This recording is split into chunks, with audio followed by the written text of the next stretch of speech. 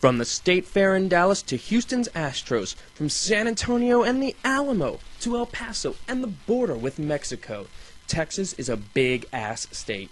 And deep in the heart of Texas, right on the edge of the hill country and its plethora of man-made lakes, is the city of Austin, aka the state capital, aka the live music capital of the world. It's the home of Texas politics, and in our state halls, legislation isn't the only thing going on. These halls are as widely known for its shootouts and its knockouts. Everything's bigger in Texas, even our capital, which is larger than our nation's.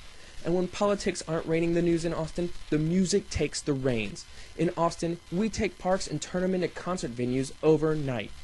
Austin is where music and politics collide, with its most famous collision happening between the Grammy-winning Blue Dixie Chicks and the re-elected presidential red George W. Bush.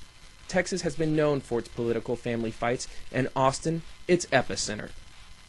In 2005, Bob Woodward of Watergate fame called Austin a blue city in a red state, and had his point reiterated when every county but Austin's voted to make same-sex marriage unconstitutional.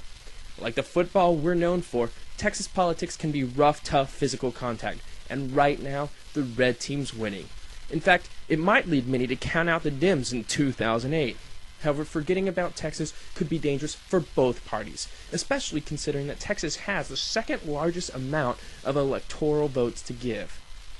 The Republicans have a strong foothold, no doubt. Texas even has a Republican presidential candidate, long-shot U.S. Representative Ron Paul, the only anti-war Republican candidate.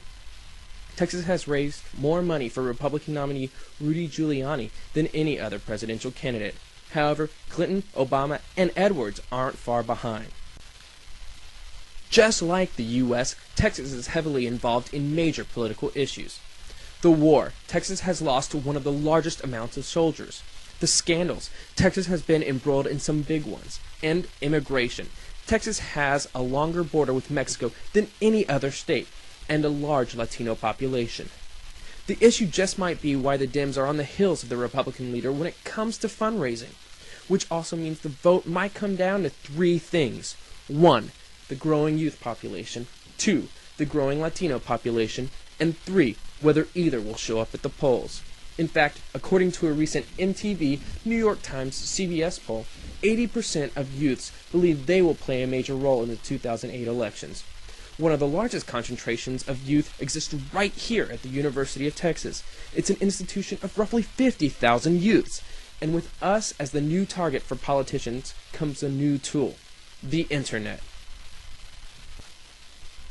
From Hillary Clinton going to the internet for a campaign song selection or her spoof of The Sopranos, to Ron Paul's huge internet campaign fundraiser push, the internet is the youth's campaign trail.